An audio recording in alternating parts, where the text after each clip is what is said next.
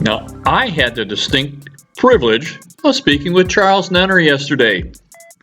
Now, Charles Nenner is a former Goldman Sachs strategist and market researcher, and now one of the leading cycle researchers in the entire world. So when Charles Nenner talks to you, you really need to pay attention. Now, one of my favorite sayings from Charles is, "I'm Dutch. We don't want to lose money." Well, most of my clients don't want to lose money either. Most of my clients are baby boomers, and we can't get that money back. So one of the concerns that Charles is seeing is the stock market. Now, not only is it fully valued and perhaps topping, but he sees insider trading at record pace. And of course, insiders can see what their business is like, and they can look 2, 3, 4 quarters into the future. And if they're selling, you need to pay attention because they're getting liquid and they're selling their portfolio. Now, retail investors are the last ones to know, and they're still buying. So if the insiders are selling, you need to talk to your financial advisor and see, again, what is prudent for you. Now, not only do we have insiders selling, the Warren Buffett indicator is going to an all-time high. It's higher than it was in 2007, and it's higher than it was in 2001. And we know what happened then. It's showing that value is very, very low, showing virtually no value in the stock market.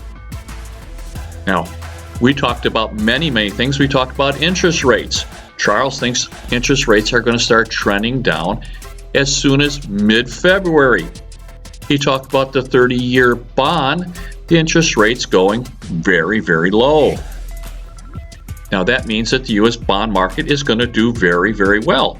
But keep in mind that there are two different markets. We have commercial paper, and a lot of the commercial paper, matter of fact, $1 trillion of the commercial paper is BBB, one notch above junk. If they get downgraded to junk, they lose tremendous value in the bond market and they pay a much higher interest rates. Now, if that's at risk, that means that we're having turmoil in the market. And Charles is talking about unemployment going up significantly, a lot higher. Now, last Friday, we had 110,000 new jobs.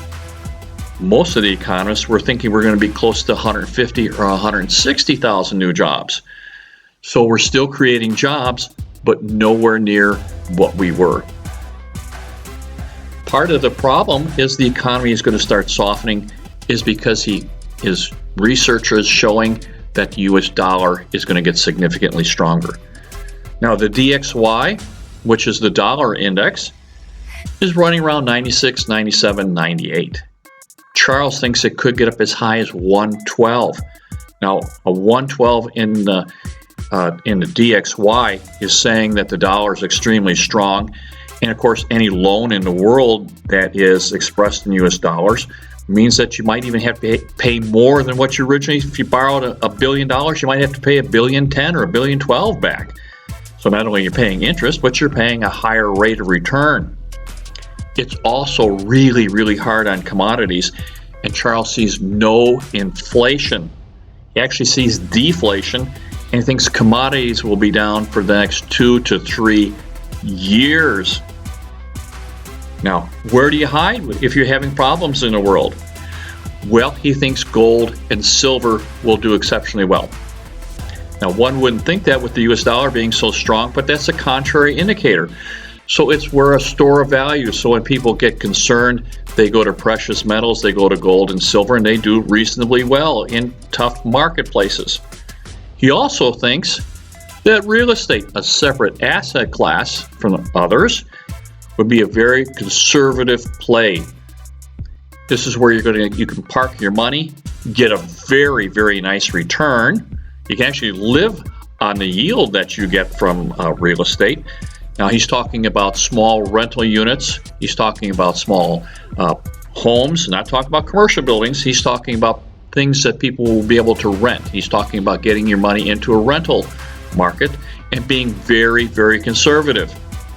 And keep in mind, I have upgraded Las Vegas and Phoenix to neutral. Now, nationally, the 6 great markets around the country have softened considerably. Real estate across the United States is down 7 of the last 8 quarters, but Las Vegas and Phoenix are benefiting from the internal problems of California. People are leaving California and they're going to the neighboring states. And of course, Phoenix is benefiting to the tune of over 300 new residents net every single day.